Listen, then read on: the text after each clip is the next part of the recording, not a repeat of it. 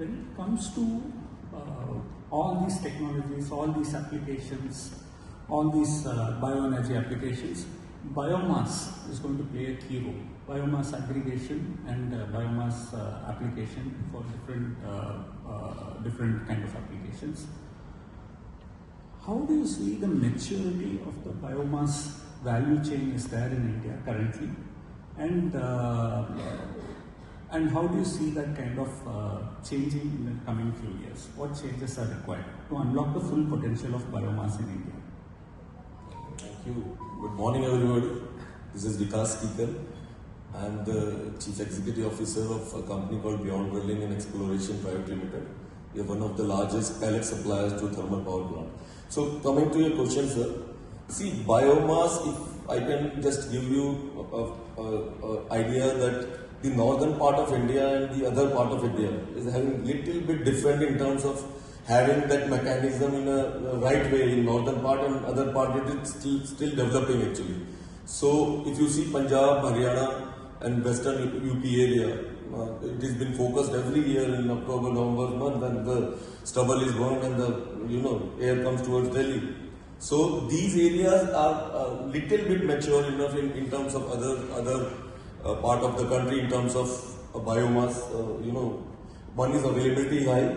Another point is that these states were ahead in agriculture also from the other states in India. So they have adopted the mechanization better than other states of India. So they also have a large number of crop residue collection machines. So the availability and the collection of biomass is easy. Although the figure is very high. It's around 20 million metric ton in Punjab and around 10 million metric ton in Haryana has been burned in every season of these 2 months, so the quantum is very high.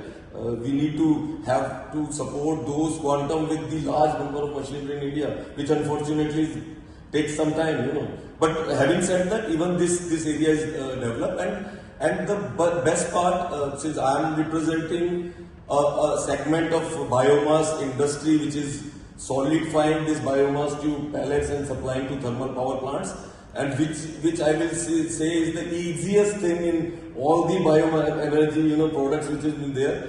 Easy not only in terms of converting it, the easiness is also in the machines supported for doing it. It's the cost efficient, compared with the bio CBG or ethanol or any other conversion to biomass to the useful product.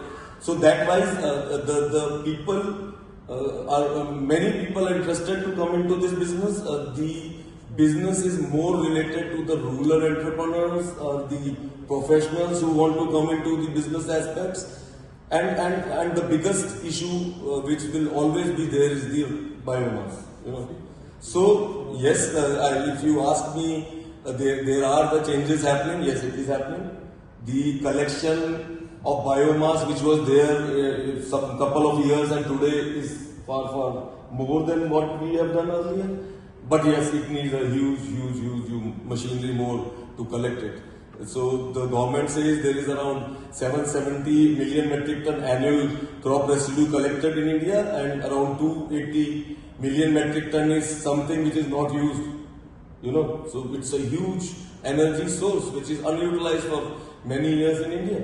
Now, if you see for last 2-3 years, the focus to convert it by the government has supported it by putting a law where all the thermal power plants has to mandatorily use 5% of crop residue pellet in comparison to whatever coal they use. So that quantum itself is like 50 million metric ton annual requirement in India.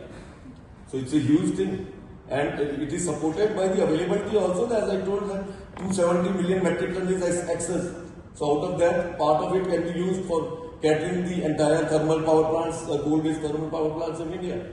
So that wise, there is a huge potential coming out. One more aspect I want to touch is that every season in October number, when rice stubble is burned in Punjab and Haryana, the air comes towards Delhi. But I don't know how many people of you may be knowing that the quantum of similar rice straw burning is happening in eastern UP and Bihar, maybe more than that. But I don't know how much of us are familiar about it. So that air is not coming to Delhi. So nobody talks about it. So there is a huge potential there, supported by the availability of raw material. Yes, we need to streamline in terms of finding that potential to first to collect it from the field and second to convert it into a useful product. Things are getting changed and it's developing, but there is still a large level of gaps to be filled. Understood. Thanks for sharing.